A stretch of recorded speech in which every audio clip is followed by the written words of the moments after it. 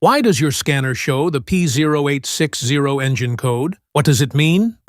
P0860 is a diagnostic trouble code for gearshift module communication circuit. The P0860 engine code indicates that PCM has detected a loss of communication or a circuit malfunction with the electronic module responsible for monitoring and controlling your vehicle's gear shifting. Under this circumstance, stop driving and repair your vehicle immediately. This error can be caused by these possible faults in your vehicle: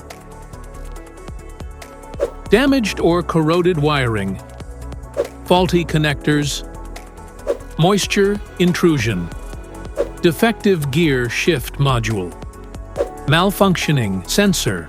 Each DTC code corresponds to a specific issue in your vehicle.